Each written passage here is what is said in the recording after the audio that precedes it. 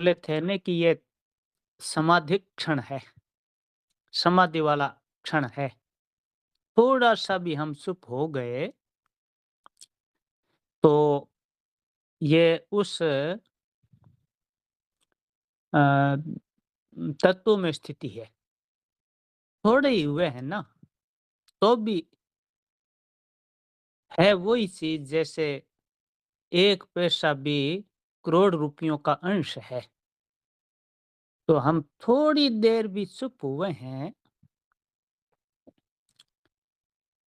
तो भी वो न न समाधि क्षण है। तो अब समाधि क्या होती है कि समाधि में चित्त वृत्तियों का निरोध होता है। मानो जो ये वृत्तियाँ हैं नी हमारी, एक वृत्ति पैदा हुई, फिर वो समाप्त हो गई, फिर दूसरी वृत्ति पैदा हुई, एक बात याद आई, फिर वो बात चली गई, फिर दूसरी बात याद आई। तो ऐसी जो ये वृत्तियाँ हैं, ये ये वृत्तियाँ बंद हो जाती है।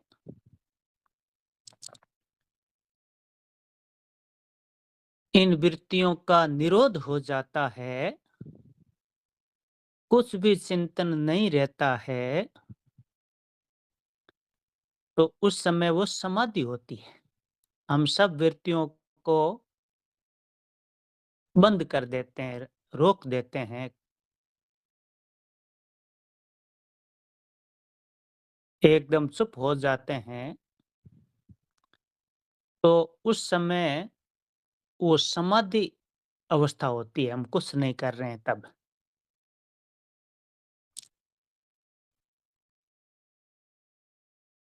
लेकिन स्वामी जी महाराज जो ये चुप साधन बताते हैं, ये एक प्रकार से चुप साधन क्या करें, ये तो चुप सिद्धि है, ये सहज समाधि है। तो अभी स्वामी जी महाराज जो बता रहे हैं चुप साधन है, इसमें वृत्तियों वृत्तियों से संबंध विच्छेद है। समाधि में तो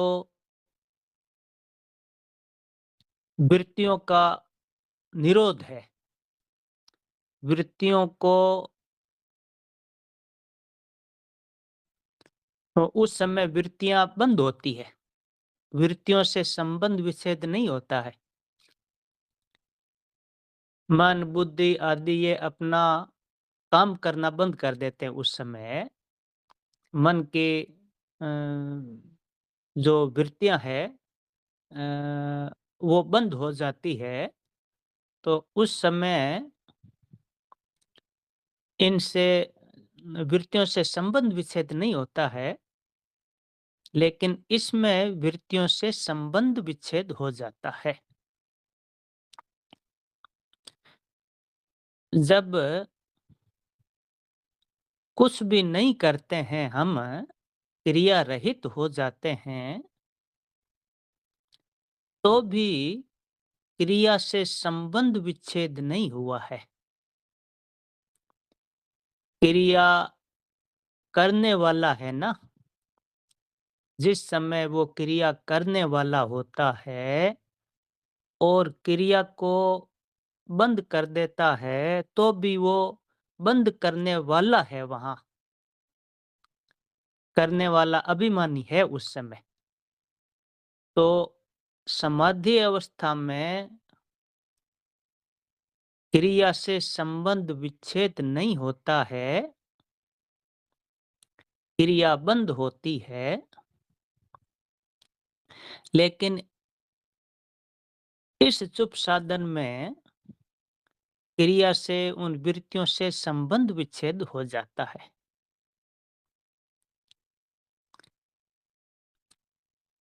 समाधि में प्रकृति के साथ में संबंध विच्छेद नहीं होता, संबंध रहता है।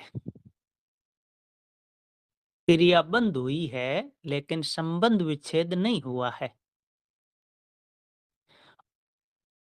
और प्रकृति से संबंध विच्छेद नहीं हुआ है, प्रकृति के साथ में भी उस समय संबंध है,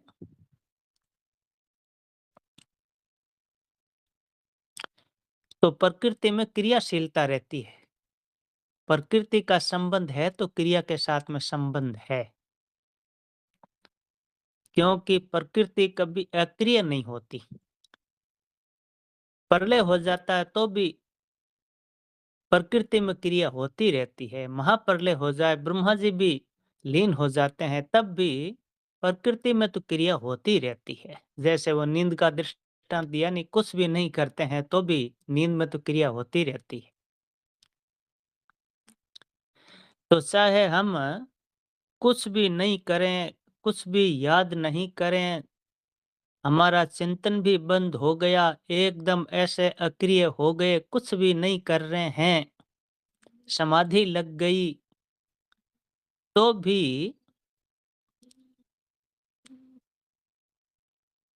प्रकृति से संबंध विच्छेद नहीं हुआ है।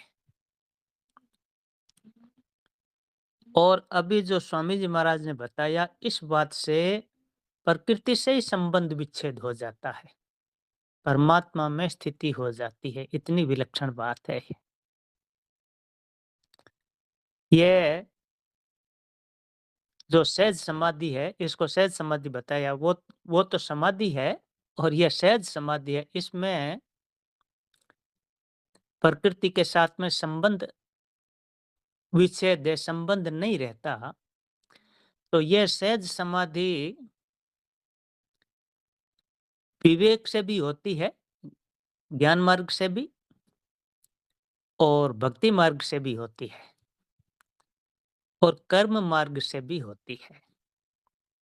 कर्म कर्म के द्वारा यह स्थिति होती है। शुरू में बताया नहीं, आवश्यक काम करे, आवश्यक काम तो कर ले वह, और अनावश्यक क्रिया का अनावश्यक काम का त्याग कर दे, तो एक विश्राम मिलता है। तो यह जो विश्राम है, यह चुप साधन है। ये कर्म के द्वारा चुप साधन हुआ।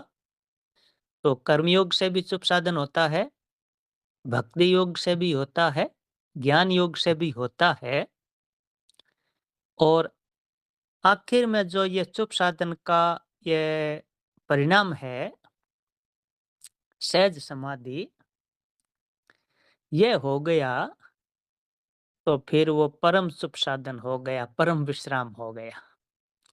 जाके कृपा लवलेश ते मतिमंद तुलसीदास हूँ, पायो परम विश्राम राम समान प्रभु नाही कहूँ।